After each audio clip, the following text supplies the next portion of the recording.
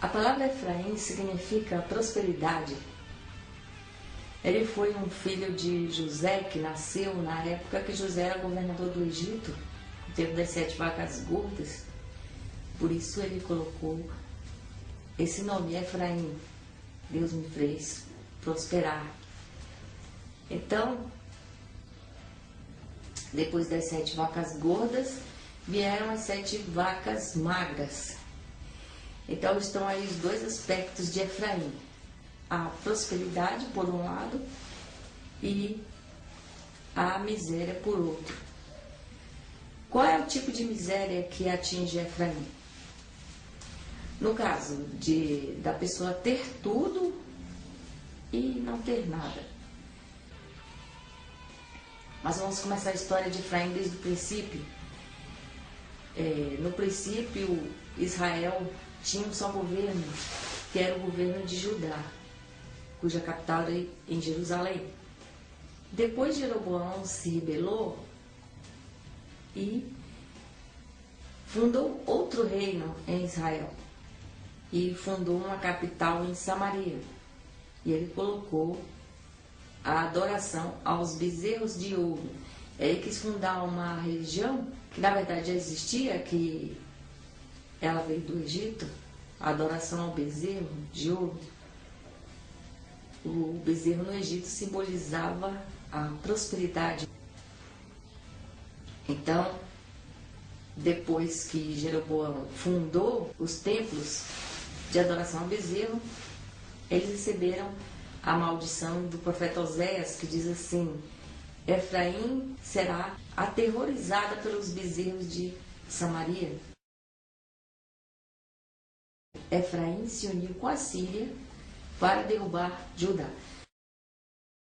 Então, quando Damasco atacou, eles cercaram a cidade, mas não guerrearam.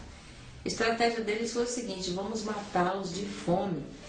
Então, o pessoal lá dentro da cidade ficou com tanta fome que começou a comer as crianças. Então, são estágios da evolução, da opressão desse demônio que a Bíblia chama de Damasco ou Síria. Na mitologia dos Círios, ela era uma grande Hárpia. Na mitologia grega também fala da Hárpia, um pássaro que chegava num banquete e as pessoas perdiam a fome. Então ela simboliza a anorexia. Anorexia o que é? A pessoa tem muita comida, mas sente aquele fastio, não quer comer. Então essa era a estratégia da Síria.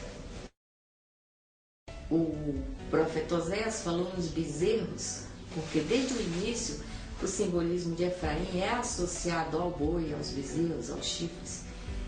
Dizia a profecia para José, o pai de Efraim: José rechaçará os povos com seus chifres. E no mapa da Palestina vocês podem observar os 2 chifres do reino de Efraim. Liderava Manassés e Benjamim. Então, no território de Manassés, tinha os montes Ebal e Gerizim, que simbolizam os 2 chifres de Efraim. Então, o que move uma Hárpia? É a inveja. O Senhor arrancará a inveja de Efraim. Quando você tem uma inveja, você quer competir com o seu vizinho. Se o seu vizinho tem um carro melhor do que o seu, então você vai para a igreja orar, vai fazer campanha de prosperidade para você ter um carro melhor do que o dele. Se ele tem uma televisão grande, você quer ter uma maior ainda do que a dele. Então, o que leva a pessoa a competir, no caso, o Efraim, o Jeroboão, competia com Judá.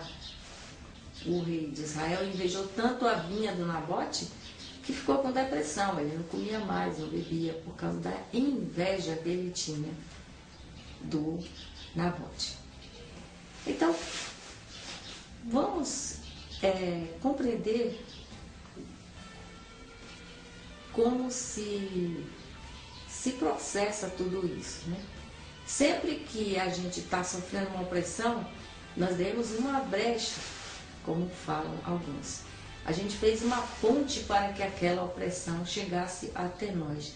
Se nós temos inveja, é claro que nós vamos atrair alguém invejoso para nós.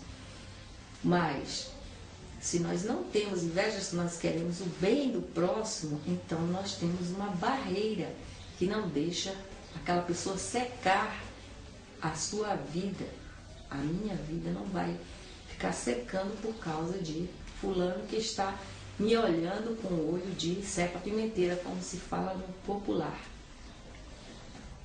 Então, vamos partir agora para a guerra espiritual. Como é que se vence uma árpia?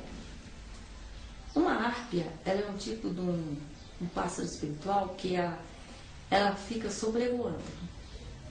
Na verdade, quem tem visão espiritual vê ela sentada em cima da casa da pessoa. Ela procura um lugar bem alto e fica lá. Na mitologia grega e também na mitologia dos Círios, do povo de Damasco, tinha o rei, o deus Rimon, que ele era o do raio do trovão, E eles conseguiam puxar um raio para atingir aquela árvore. Era chamado também Haddad. Os reis da Síria, eles se chamavam de Beni-Haddad, filho de Haddad, filho do deus do trovão. Então, o que é essa capacidade do raio do trovão? A tribo de Efraim, ela tem essa capacidade de puxar o raio da natureza, porque a eletricidade é ligada ao fogo, à dimensão do fogo.